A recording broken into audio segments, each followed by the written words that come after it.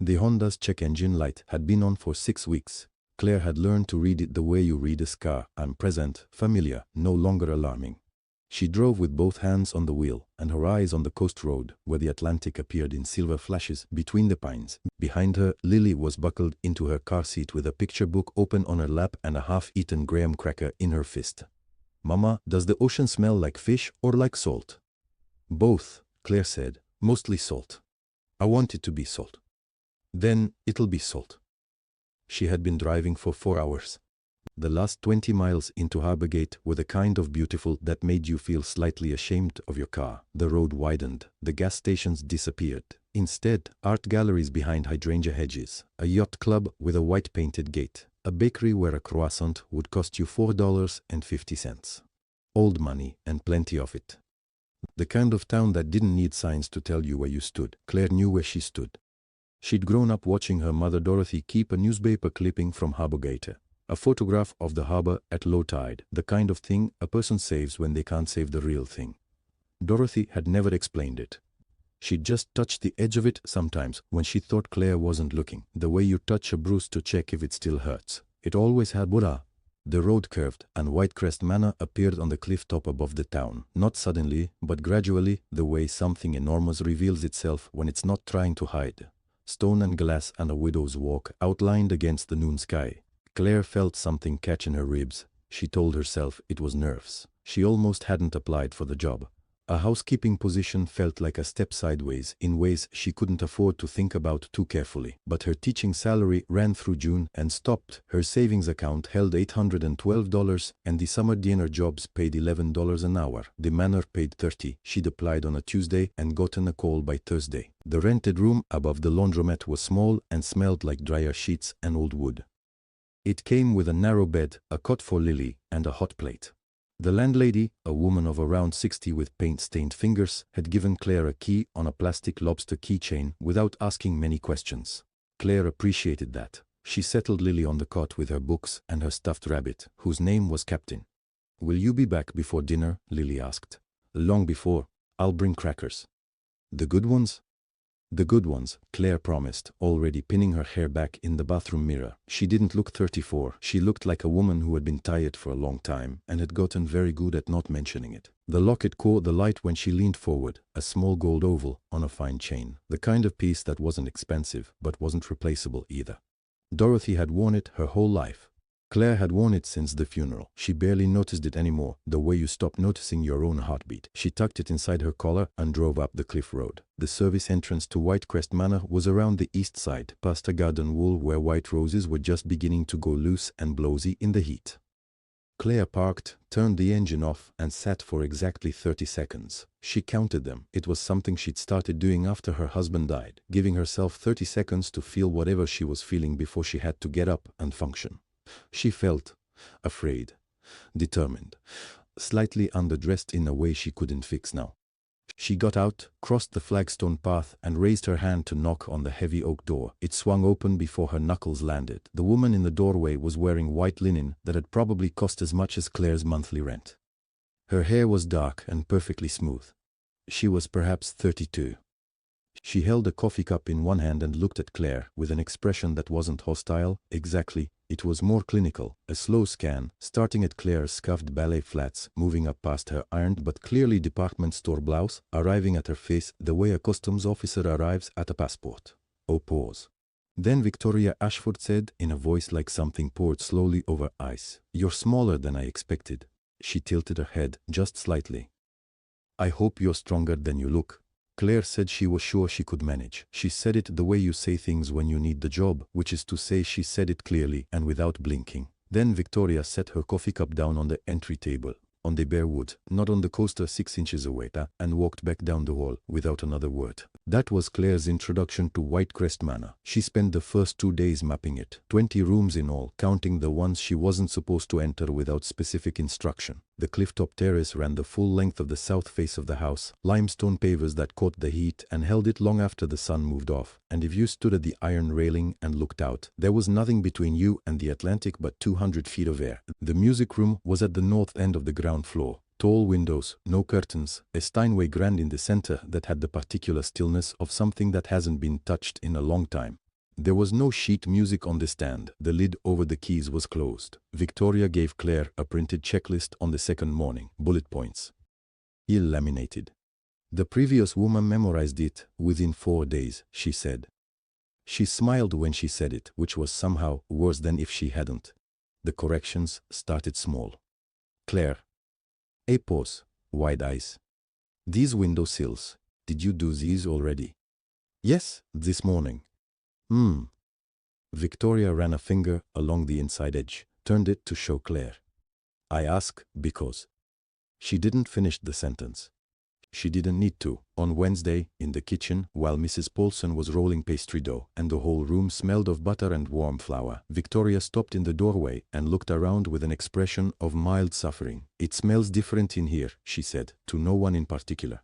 Enid, the woman before you, she said this at Claire. She used a lemon rinse on the floors. It actually smelled like something. A small shrug. Like a home, rather than a classroom. Mrs. Paulson kept her eyes on the dough. The rolling pin made a flat, steady sound. Claire looked at the floor she had just mopped and said, I can source a lemon rinser. If you think it would help, Victoria said, and left. Mrs. Paulson waited until the footsteps were gone, then said quietly, she hated Enid too, don't take it personal. Lily came on Thursday, and again on Friday, and then the following Monday. There was no summer program that covered those days, and no neighbor Claire could ask without it costing more than the hour was worth, so Lily came. She wore her red sneakers and carried her backpack with the rabbit on it and sat at the kitchen table with her coloring books, completely self-contained, like a small country with its own weather system. Mrs. Paulson cut her triangles of buttered toast and called her, my girl. Lily accepted both with immense seriousness. Victoria had not yet come through the kitchen on those mornings. Claire told herself it was fine. She believed it for exactly as long as it took her not to. The general she almost didn't see at all. His notes appeared on the kitchen counter before anyone else was up. Precise handwriting, on plain white cards. Window in the east study needs the latch checked. Ask Whitfield about the retaining wall quote. Terse. Signed with a single H. She saw him cross the entry hall on Tuesday morning. Dark jacket, perfectly upright, not a wasted motion, and he didn't glance her way, and she didn't expect him to. She saw him again at dusk on Saturday. She was carrying a basket of folded linens past the south window, and she looked out, and he was there on the cliff path, standing at the very edge of the iron railing, facing the water, just standing. The light was going orange, and the wind was moving his jacket, and he didn't move at all. He stayed there the whole time. It took her to walk the length of the hall, and she didn't look back. On the Friday of her second week, she was dusting the music room, shelves, mantelpiece, the top of the closed piano, when she saw the photograph. It was in a plain silver frame, set back slightly from the edge of the mantelpiece, the way you'd set something you look at without wanting to explain. A young man in uniform, maybe 30, standing on the harbor pier. She knew that pier. She could see the old cannery building in the background, could see the particular curve of the harbor gate seawall. He had his arm around a woman who was laughing, head half turned, dark hair catching the light. Claire's cloth went still in her hand. The woman had her mother's cheekbones. Her mother's way of holding her chin up, even while laughing, like joy, was something you squared your shoulders for. She leaned in closer. The frame was cool under her fingertips. The man was younger than she'd ever seen the general, but it was the same jaw, the same posture. She was trying to see the woman's eyes when the voice came from the doorway. That room is private. Victoria's tone was perfectly even. You dust the surfaces. A breath. You don't look at them. Claire put the frame back exactly where she'd found it. Edges parallel to the shelf. Cloth folded over her wrist like nothing had happened. Yes, ma'am, she said. She went back to dusting surfaces. The party started at noon. By 11:45, the south lawn had been transformed. White chairs in rows, a long table draped in cream linen, hydrangeas massed in silver urns at every corner. The flowers were the pale blue of old china, and they smelled faintly sweet in the heat, not perfume, something closer to cut grass and sun-warmed cloth. Claire carried a full tray through the French doors and felt the shift from cool stone to humid air settle against her skin like a second layer. Her job was to stay invisible, refill the ice, clear the empty glasses, circle the perimeter, repeat. She'd been told this by Mrs. Henley, the manor's part-time event manager, that morning. Don't speak unless spoken to. Don't position yourself in any photograph. If you need to stop, stop behind the hedges.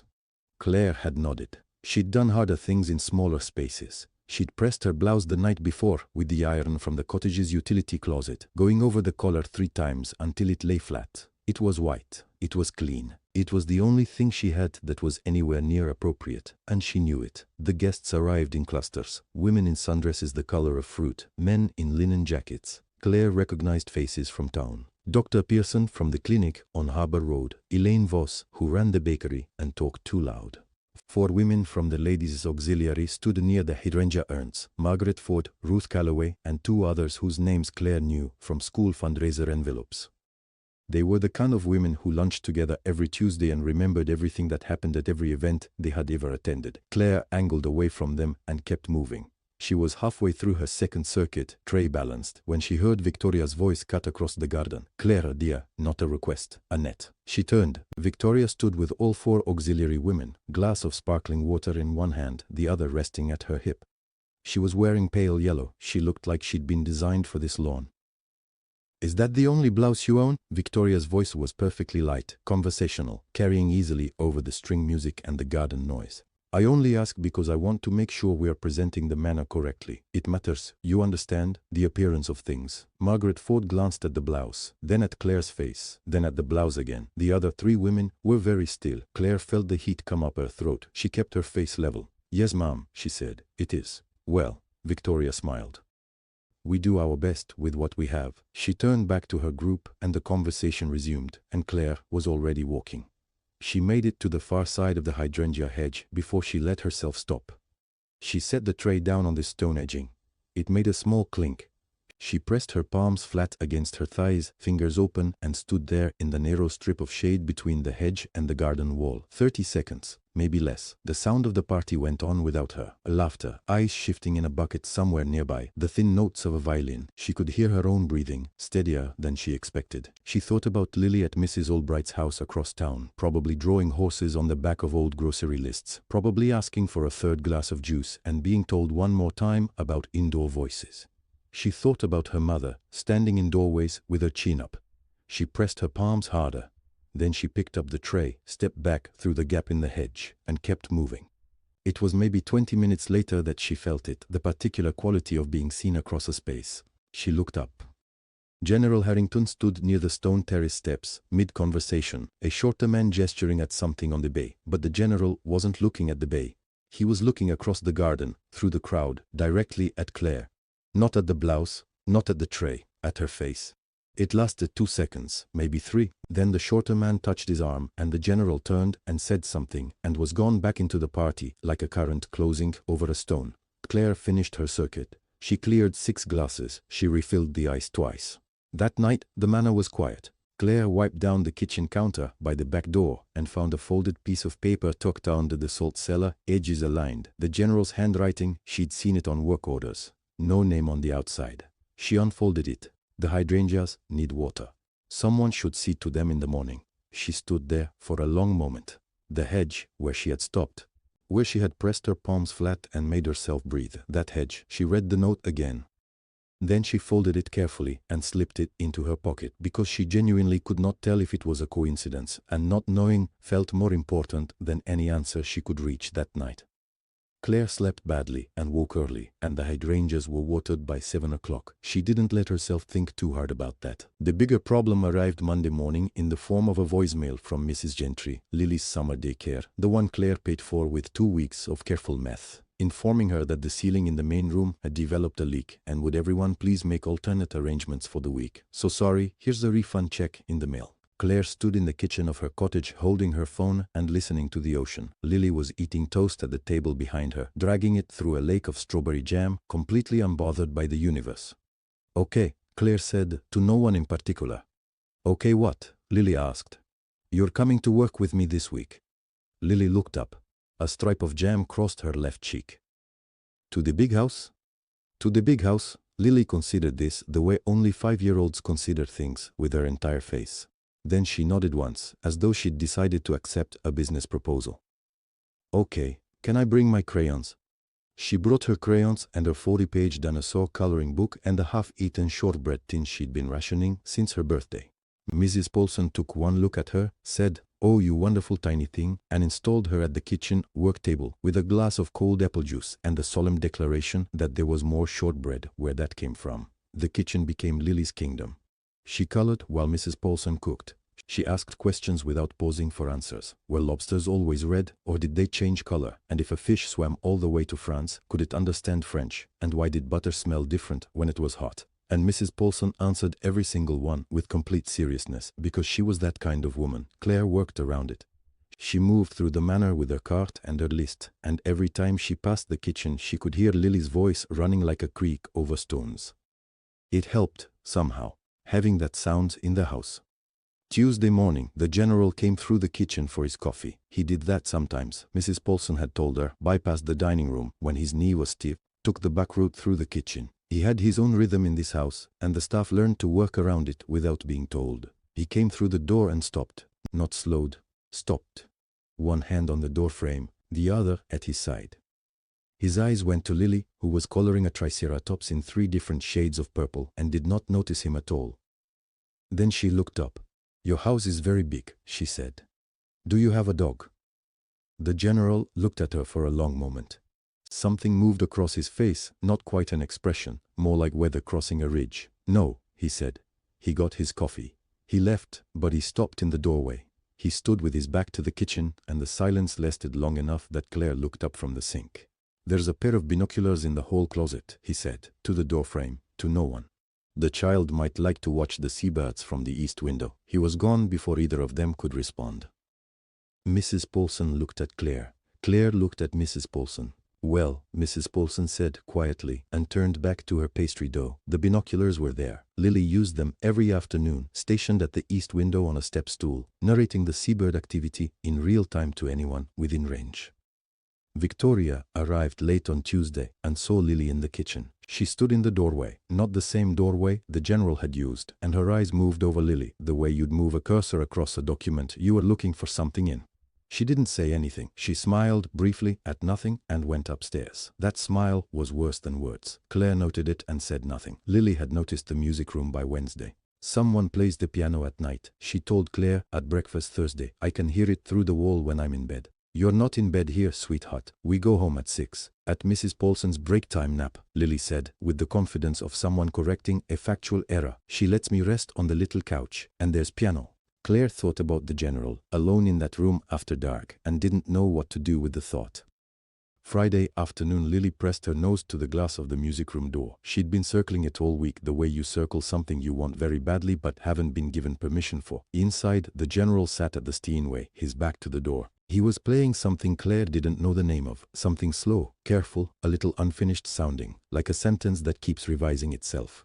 He didn't stop when Lily appeared. He played the whole piece through, straight to the end. Claire stood back in the hallway and watched her daughter's face in the glass reflection, watched the general's face in the same reflection. He could see Lily. He could see her perfectly. He played every note. That evening, on the drive home, Lily was quiet for almost 5 minutes. A personal record. Then she said, "Mama, who is the lady in the gold picture?" Claire kept her eyes on the road. The harbor light was going orange and low ahead of them. "What picture, baby?" "In the music room, on the shelf above the fireplace. There's a picture in a gold frame." Lily turned to look out the window. "She has dark hair, and she looks like you." Claire's hands were very still on the wheel. "She looks like you, Mama, but older." Claire didn't answer right away. She watched the road. The orange light on the harbor faded to pink, then to nothing. "I don't know, baby," she said finally. "I'd have to look." Lily accepted that the way 5-year-olds accept things they don't quite believe, without argument, but without letting go either. She pressed her nose to the window glass and left a small smudge there and didn't say another word about it. Claire thought about the smudge the whole drive home. The note was already on the kitchen counter when she arrived at the manor that Saturday morning. Not from the general this time, from Victoria, a single index card in her looping, confident hand. "Terrace flagstones, full scrub, brush and bucket are in the utility room." Claire read it twice. Then she folded it in half and put it in her apron pocket, because she was the kind of woman who kept things rather than throwing them away, and she wasn't sure yet whether that was a virtue or a problem. The flagstones were clean. She could see that the moment she stepped outside. The stone was pale gray and dry and spotless in the morning sun, warm underfoot, smelling faintly of last night's dew already burned off. There was nothing on it that needed scrubbing, not a leaf, not a smear. She filled the bucket anyway. She got on her knees. She had been scrubbing for maybe 20 minutes when she heard heels on the stone behind her. Victoria came through the French doors in a white linen dress, two women following close behind her, both carrying mimosas, both wearing the kind of sunglasses that cost more than Claire's monthly car payment. A server reported Jubaidi, or someone the agency sent on party days, not Claire. They carried a brunch tray behind them. The light out here in the morning is simply irreplaceable, Victoria said, settling into her chair. Meredith, you're in the sun. Here, swap. Claire kept her head down. The brush moved in small circles. The stone was so clean she could see her own reflection in the damp patch in front of her, blurred and wavering. Finding the right stuff has become genuinely impossible, Victoria continued, at full volume, in the bright, easy tone she used for things she wanted everyone to hear. You want someone who understands their place. Who doesn't need to be explained to. It's a specific quality. It's, Susanna, try the smoked salmon. Meredith Crane, in the chair closest to Claire, shifted in her seat. Oh, the hydrangeas look wonderful this year, she said too quickly. Did you change the cert? Are those new planters? The old ones were terracotta. I had them replaced. Claire reached flagstone 47. Her jaw was clenched. She noticed it the way you notice a sound that's been going on for a while, not suddenly, but with a tired recognition. She unclenched it deliberately and kept going. Behind her, she heard the small, crisp sound of a phone camera. Susanna Polk said, "Summer mornings at Whitecrest." Yes, that's the caption. Done. The French door opened again. Footsteps, different this time. Heavier, slower. The general crossed the terrace without speaking. He wore his reading glasses pushed up on his forehead, which meant he'd been looking for something. He scanned the table, the chairs, the railing, and then he saw a paperback lying face down on the stone ledge near the balustrade. He picked it up. Then he stood still for a moment. Claire felt him looking. She kept her brush moving. "General, come sit," Victoria said. "We've barely started." He looked at the terrace. He looked at Claire. He looked at Victoria's face, that specific expression, the one that was satisfaction wearing the clothes of boredom. "The terrace looks fine," he said. His voice was even. "It's always looked fine." Then he went back inside. There was a silence on the terrace that lasted about 3 seconds. Victoria reached for her glass. "He forgets things," she said lightly. "It's age. You know how it is." Meredith Crane did not respond. Susanna Polk was looking at her phone. Claire reached flagstone 51. She did not look up. That evening, she found a note on the kitchen counter. The general's handwriting again, the same deliberate, old-fashioned script. Monday's schedule is light. Staff are not required before noon. She read it once, read it again. In 6 weeks at Whitecrest Manor, she had never been given a morning off. Not a partial one, not a suggested one, not even a politely implied one. She stood in the kitchen for a long moment, the note in her hand, the refrigerator humming in the quiet. She didn't know what it meant.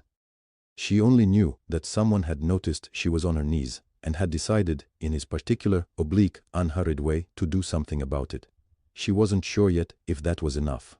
She folded the note carefully and put it in her pocket, next to the one from Victoria. Harbourgate's public library smelled like old paper and window unit air conditioning, that particular combination of moist and cold that Lily called the book smell. She pressed her nose against the wooden edge of the card catalog cabinet and announced that she liked it.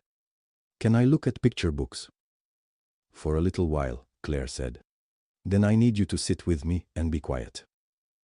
The children's section was 3 rows of low shelves near the window. Lily pulled out a book about a lighthouse keeper and settled onto a beanbag, and Claire went to find the librarian.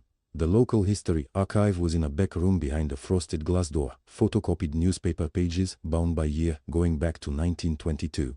The librarian, a woman with reading glasses on a beaded chain, set Claire up at a low table with a stack from 1983. "Looking for anything specific?" "Social columns. Summer events. July and August would be your best bet." The Gazette covered every clambake like it was a state dinner. She left Claire alone with the smell of old paper and the sound of the ceiling fan ticking slowly overhead. It took Claire 40 minutes to find it. The July 15th issue, 3rd page. Summer season opens in Harbourgate. A list of names at a sailing event at the yacht club. She almost missed it. Her finger stopped on the 3rd line from the bottom. Miss Dorothy Harrington, visiting from Portland, and 4 names above it. Lieutenant Edmund Harrington, home on leave. Claire set the page down very carefully like it might break. Her mother's maiden name had been Harrington. Claire had always assumed that was coincidence. Harrington was not an unusual name in coastal Maine. But she was looking at both names in the same column, the same event. 1983, which was the year her mother always refused to discuss, the year she left Harbor Gate and never came back. Dorothy used to say her own father was a hard man who kept hard secrets. She never named him. Claire had stopped asking by the time she was 12. She sat with the thought for a moment. If Dorothy's father and Edmund Harrington's father were the same man, then Dorothy and Edmund had been half-siblings, and they hadn't known it. And they had fallen in love anyway, and someone, the general's father, she guessed, had found out and shut it down. And the reason he gave was only unsuitable, and Dorothy had left already carrying Claire, and she had never told anyone. The ceiling fan ticked. A child laughed somewhere in the library. Claire took her phone out and photographed both pages. Then she sat back and reached up to the locket she had worn around her own neck since the week after Dorothy's funeral in 2018. She opened it. On the left side, a tiny photograph of her mother. Young, maybe 25, laughing at something off camera. On the right side, the engraving she had read 100 times, Iken Dich, Harbor Gate, 1983. She had always thought it was someone she would never identify. She thought about the photograph in the music room. She thought about the way the general had stopped walking when he saw Lily. Lily, who had Dorothy's coloring, Dorothy's dark eyes. Claire closed the locket and held it in her palm for a moment. Then she went to the children's section, crouched down next to the beanbag and fastened the chain around Lily's neck. "That's yours," Lily said, surprised. "I know, I just want you to wear it for a little while." "Is it pretty?" "It's very pretty. Don't open it, okay? It's old." "Okay." Lily touched it with one finger, then went back to her lighthouse keeper. Claire photographed the last 2 pages and told herself she would take the locket back before they left. She forgot. They came back to the manor at 2:30. The kitchen was cool and smelled like lemon dish soap, and Victoria was standing at the center island in a white linen dress, one hand flat on the marble. Mrs. Paulson was at the sink. Her back was to the room. She didn't turn around. "There's a new arrangement," Victoria said. She didn't say hello. She didn't look at Lily. "The child doesn't come inside the manor anymore. She waits in the car, or you make other arrangements before your shift." Claire kept her voice level. "She's 5. I can't leave her in a car." "Then make arrangements." Victoria picked up her coffee cup. "That's not a complicated sentence." Lily had gone very still beside Claire. She was holding the locket in her small closed fist, the chain still around her neck, her thumb pressing against the engraving. Mrs. Paulson's shoulders didn't move, not 1 inch. Claire made the call that evening, standing outside on the cottage porch so Lily wouldn't hear. Mrs. Paulson's niece, a 20-year-old named Amy, charged $8 an hour. Claire did the math in her head twice, then stopped doing the math because it wasn't going to change. "I can start Monday," Amy said. "Monday is perfect," Claire said. "Thank you." She hung up and stood there a moment, listening to the ocean somewhere below the cliff, that low steady pool of water she couldn't see in the dark. Then she went inside and made Lily scrambled eggs for dinner.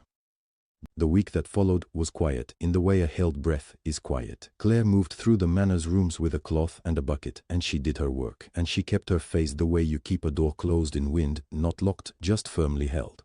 Victoria had found a new rhythm. She would appear in whatever room Claire was finishing, look around with a small dissatisfied sound, and find something wrong, a streak on the mirror.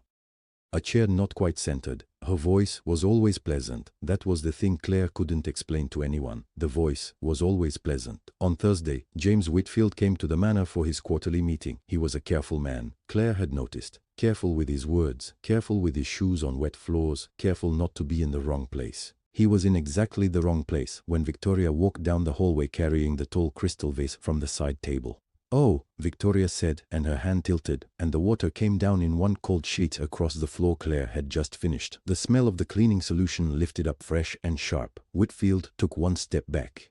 "You'll need to do that again," Victoria said, with a smile that didn't reach anything behind it. Whitfield looked at his shoes. Then he looked at the wall beside Claire's head, not at her. The general was standing in the doorway of the study. He had been there for most of it, Claire realized. He didn't speak. He watched Victoria walk away, and then he looked at Claire, and something moved behind his eyes, something old and tired, and not quite settled. Claire got the mop. That evening she sat on the cottage steps and couldn't get the key in the lock. Her hands were shaking in that fine, specific way that had nothing to do with cold. A tremor that came from somewhere deeper than muscle, from some place that had been clenched for too many hours. She sat down on the wooden step. The porchboard smelled like cedar and old paint. She put her face in her hands. She wasn't crying. She was just trying to find the bottom of herself and stand on it. She thought about Amy's $8 an hour.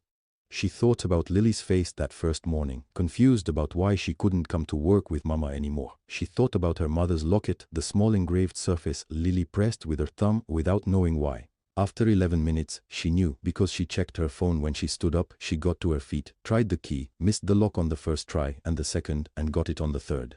The door opened. She went inside. She heated soup on the small stove and ate it standing at the counter because sitting felt like something she hadn't earned yet. Then she washed the bowl, dried it, set it back in the cabinet, and went to bed. In the morning she opened the cottage door to go collect Lily from Amy's and stopped.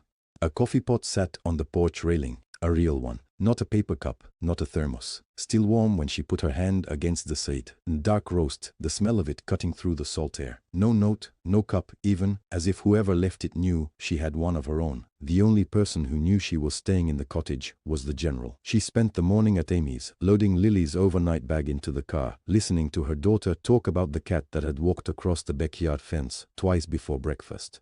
2 times, Mama, I counted. I believe you. She buckled her in and drove back toward the Manor Road. The dinner was 7 o'clock. 12 guests. Victoria had spent 3 days choreographing it. The centerpieces, the menu cards in her own handwriting, the Pinot Noir she'd had shipped from Portland. Claire's job was to keep it all invisible. The refilled glasses, the cleared plates, the seamless quiet underneath every moment Victoria wanted to shine. Mrs. Paulson called at 5:47. The Hendersons' youngest is in the emergency room. My niece has to go. I'm sorry, Claire, she tried. Claire stood in the cottage doorway, with the phone against her ear. She could see the manor windows already lit, warm and gold, against the early dusk. Okay, she said. Thank you for letting me know. She looked at Lily, who was sitting on the rug assembling a small chaos of wooden animals. Grab your book bag, Bug. Are we going somewhere? We're going to the big house. You're going to sit in the kitchen and be very, very quiet. Like a mouse? Quieter. Mrs. Paulson set Lily up at the small prep table with a grilled cheese sandwich, a juice box, and 3 picture books. She patted Lily's hand once, firmly, the way you'd press a lid onto something you needed to stay sealed. You stayed right here. Yes, ma'am. For 40 minutes, she stayed. Then the Steinway breathed. The music room door was open 2 inches, not enough to see through, but enough to let the sound out. One of the guests must have touched the keys in passing. One note, low and round, rolling through the hallway like something alive. Claire was in the kitchen refilling the pitcher when Mrs. Paulson said, "Where's?" They both turned. The prep table was empty. The music room smelled like cut flowers and old wood and the faint chemical sweetness of Victoria's perfume. Lily stood at the piano bench in her striped socks, not sitting, just standing with her fingers barely touching the keys. She pressed one note. Middle C. She held it, head tilted, listening to it thin out and disappear. She pressed another. She wasn't making noise. She was paying attention. The terrace doors were open. The sound of voices and icing glasses carried in on the evening air. No one had seen her yet. Victoria came through the terrace doors for her wrap, moving fast, already talking over her shoulder to someone outside. She stopped. She crossed the room in 4 steps. "Get your dirty hands off my piano." Lily spun around. Her eyes went wide. "Who let this child in here?" Victoria grabbed Lily's wrist, pulled both hands off the keys, and her voice climbed, clean and sharp enough to cut through the open doors and land on every guest on the terrace. "Get out, get out." Lily stumbled backward. The locket swung out from her collar on its chain, and the chain snapped. A tiny sound, almost nothing, and the locket hit the hardwood floor with a bright, clean click. Lily opened her mouth. No sound came out at first. Then it did, the crying that children do when they don't understand what they did wrong, when the world has simply struck them for existing in it. Claire was running before she knew she'd moved. She came through the music room doorway and stopped. General Edmund Harrington stood 1 step behind her. Victoria was still speaking. Something about children and boundaries, and this is exactly what I warned you about. The guests had turned from the terrace. James Whitfield stood with his hand on the doorframe. The 4 women from the auxiliary had gone, very still. The general did not look at Victoria. He looked at the floor, at the small gold locket lying on the hardwood in the last of the evening light. His face did something Claire had never seen a face do. Not collapse, not contort. It simply came apart, the way a surface does when what is underneath it has finally run out of reasons to hold. He crossed the room without hurrying. 71 years old, a bad left knee that clicked on cold mornings, and he still moved the way a man moves when he has decided something. The guests stepped back. Victoria kept talking. The general lowered himself, one hand on his knee, and picked up the locket from the hardwood floor. He held it for a moment in his palm, then he opened it, not fumbling, not searching for the catch. He opened it the way you open a thing you have opened before, in a different life, in a different room. He read the engraving inside. The clock on the mantelpiece ticked. Somewhere on the terrace, a glass was set down on stone. He looked up at Claire. "Where did you get this?" His voice was quiet. Not soft, quiet. The difference between a room with no sound and a room where all the sound has been deliberately removed. Claire had Lily pressed against her legs. She could feel her daughter's heart beating through the fabric of her dress. "It was my mother's," Claire said. "Dorothy Harrington. She left it to me when she died." The room held its breath. The four women from the auxiliary stood in the doorway to the terrace like a painting no one had titled yet. James Whitfield had not moved his hand from the doorframe. The general straightened slowly. He stood there and looked at Claire's face. Not at her face. The way you look at something you have been trying to reconstruct from memory for 40 years, and now the original is standing 3 feet away, and the memory was wrong in all the small ways but right in the one way that matters. "Your mother's father," he said. "What was his name?" Claire shook her head. "She never told me. She said he was a man who kept hard secrets." The general nodded once. A single, slow movement, like a key turning. Then he turned to face the room. "Dorothy was my father's daughter," he said. "She and we didn't know. He never told either of us what she was to him. He told me only that she was unsuitable." He stopped. He looked at the locket in his hand. "She was my half-sister, and I didn't know. For 40 years, I didn't know." The silence after that had a texture, like the moment after a bell stops ringing when you can still feel the sound in your teeth. Victoria laughed. It was a good laugh. Bright, social, practiced. The kind of laugh that has put down 100 awkward moments at 100 dinner tables. "Edmund, darling. You cannot possibly. This woman is the housekeeper. She could have found that locket anywhere. Anyone could have. You're tired. You've been standing for hours, and The general turned and looked at Victoria. He held out his hand, palm up. "Give me the ring, Victoria." Her laugh stopped. Just stopped. Like a lamp switched off. "Edmund. The ring." She looked at his face. Then she looked at the room. At the auxiliary women. At James Whitfield. At every guest who had drifted in from the terrace and was now standing very still. She took the ring off. She placed it in his palm. He closed his fingers around it. Then he turned back to Claire, and his voice, when it came, was the quietest thing in the room. "You are my family," he said. "I am sorry it took me this long to find you." Lily looked up at him from behind Claire's arm. Her cheeks were still wet. She did not say anything. She just looked at him with the absolute unsentimental honesty that 5-year-olds have before the world teaches them to look away. From the doorway, James Whitfield cleared his throat. "General," he said, "do you want me to stay after dinner?" "Yes," the general said. "To Busterk." That was all. He turned to the room, and his voice carried the way it always did. Not loud, but final. "Dinner will be served in 15 minutes. I hope everyone will join us." No one moved toward the door. Mrs. Paulson appeared at the general's elbow. She had found a jeweler's loop in the kitchen drawer. Nobody asked why she had one, and she had fixed the locket's chain herself with a pair of needle-nose pliers and a patience that came from 30 years of keeping this house running. She pressed it into the general's hand without a word. He fastened it around Lily's neck himself, his big hands careful and slow. Lily watched him do it. Then she said very seriously, "Thank you." "You're welcome," he said, and something in his face shifted, not broke, just opened, the way a window opens to let in the August air. Victoria did not come down to dinner. The place set for her at the head of the table stayed empty through the soup course, through the salmon, through the conversation that slowly, carefully, found its footing, again the way conversation does when people decide, collectively, to be decent. Somewhere upstairs, there were footsteps. The sound of a wardrobe opening and closing. Claire sat at the general's right hand. Lily had lasted through the soup. She'd eaten half a roll, asked the woman across from her if she liked birds, and then fallen asleep in her chair, with her cheek against Claire's arm, the locket rising and falling with her breathing. "She's out," Claire said softly. "Let her sleep," the general said. "She's had a long day?" "She has." He poured wine into Claire's glass. It was a small gesture. It cost him nothing. It meant everything. By the time Mrs. Paulson brought out the dessert, a lemon tart that smelled of sugar and salt air from the open terrace door, The front door of Whitecrest Manor opened and closed with a sound like a period at the end of a sentence. 2 suitcases, a jewelry case, heels on the stone steps. The general did not stand. He did not turn his head. He said to Claire, "Your mother, did she keep the cottage garden?" Claire looked at him. "She kept every garden she ever had." He nodded slowly. "She had a way with growing things." "She did," Claire said. "She really did." James Whitfield stayed 3 hours after the last guest left.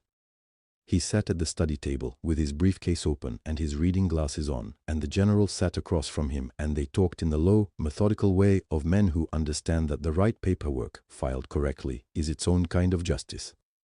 Monday morning, Claire found the envelope on the cottage porch. No note.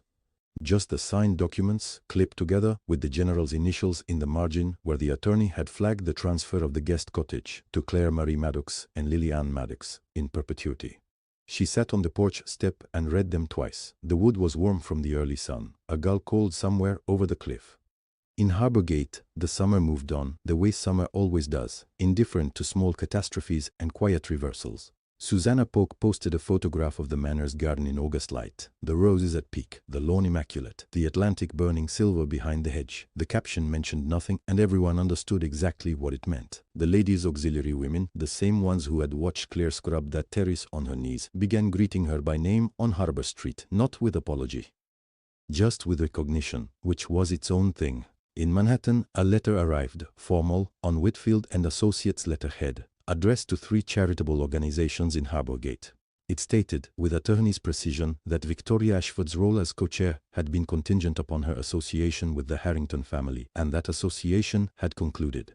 Her invitation stopped arriving within a week. The ring was in her jewelry case. It stayed there. In the circles where she had wanted to matter, everyone knew it was not on her finger, and everyone knew why. And that knowledge followed her the way these things do, quietly and for a long time. On a Thursday evening in mid-August, Claire walked to the cliff edge at dusk. Lily came with her, binoculars raised, tracking a pair of cormorants working the updraft above the rocks. "There's 2, Lily said. "No, 3. 3, Claire agreed. She heard footsteps on the path behind them. The general came to stand on her other side. He had his hands in his jacket pockets. He looked out at the Atlantic the way she had first seen him look at it, like a man accounting for something. None of them spoke. The water went on, grey-green and enormous, catching the last of the light. The locket was warm against Lily's chest. Some things are returned to you not with noise, but with the simple, solid weight of someone standing beside you and staying.